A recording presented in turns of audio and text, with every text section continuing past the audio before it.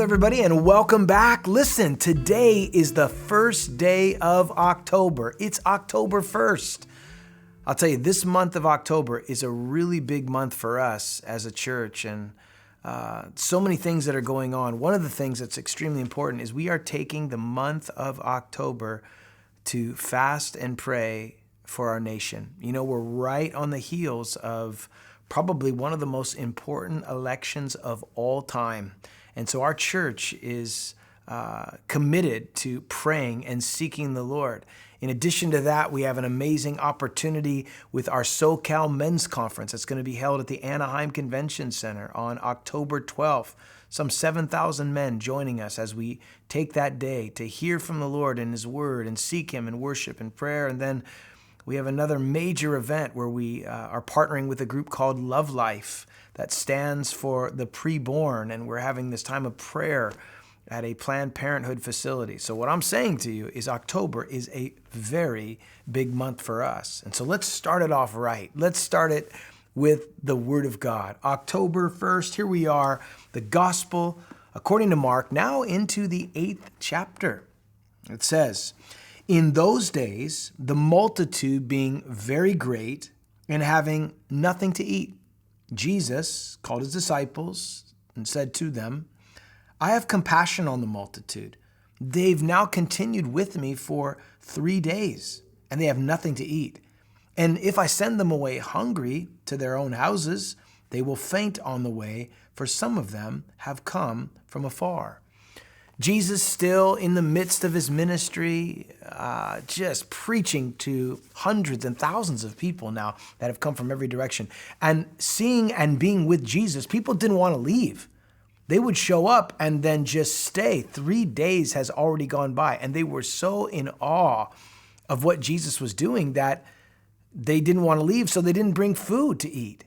And Jesus, knowing the condition of the people, He was compassionate toward them. I love that the shepherd knew the state of the flock. He knew that these people were in need. And so being aware of their need, He brings His disciples in and He says, "Guys, we need to feed these people. We got to give them something to eat. They're famished. They have nothing. They've come from a far distance." So the disciples then respond to Jesus in verse 4. They said, "Well, how can one satisfy these people with bread in the wilderness?" Now, folks, remember, this is a different feeding than the one we've seen previously. There was the feeding of the 5,000 in a different location, and here we have a feeding of the 4,000 in what the disciples call the wilderness.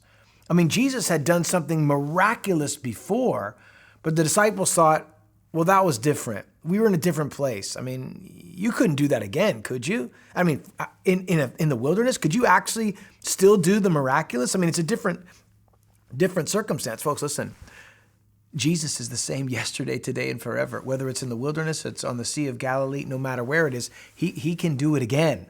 But I think the disciples were obviously doubting, and the Bible reveals that. Because in the very next verse, Jesus said to them, "How many loaves do you have?" This looks so familiar. This is like a repeat of what happened before. But He asked them, "What do you have?" And so the disciples responded. They said, "Well, we have 7. That's it. 7 loaves for 4,000 people." I mean, how are you going to feed all these people? Well, verse 6, "So He," that is Jesus, "commanded the multitude to sit down on the ground.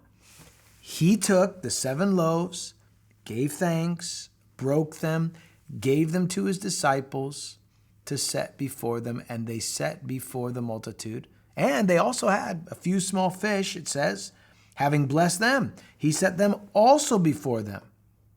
So they ate and were filled, and they took 7 large baskets of leftover fragments. And those who ate were about 4,000.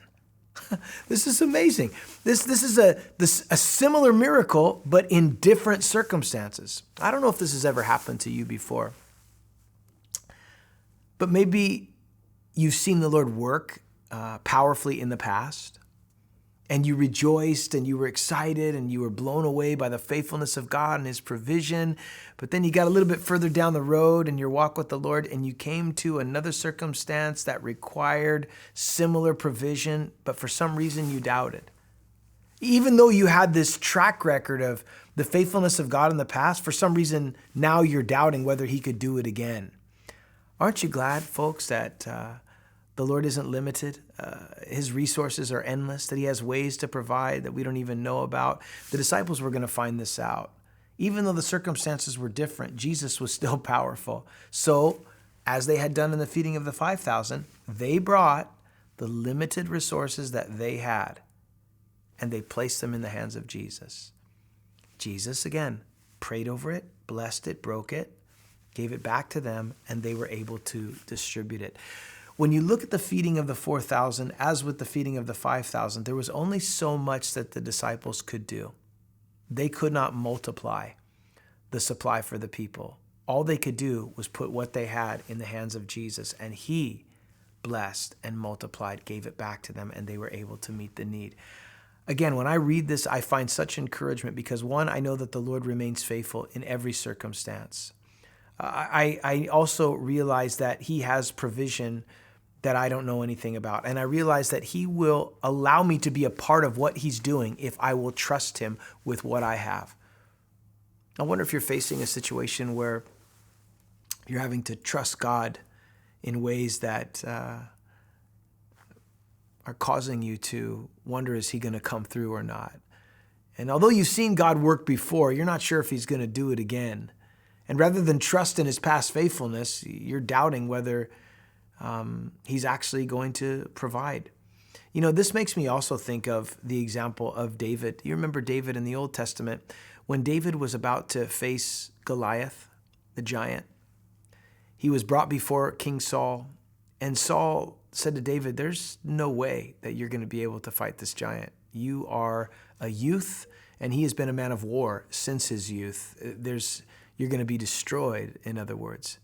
But David was so confident because he had a history with God. He looked back and he reminded himself and reminded the king, you know what, king? I actually have fought before. I've faced lion and I actually faced a bear, and God delivered them into my hand. And this giant is no different. My God is the same. Whether it's a lion, whether it's a bear, whether it's a giant, God's going to be faithful. He's going to come through. Folks, the disciples should have known, hey, if he provided for 5,000, he can provide for 4,000. The Lord was testing them once again to teach them, stretching their faith, and that may be right where you are today. Can I encourage you? Don't limit the Lord. Remember that he is able.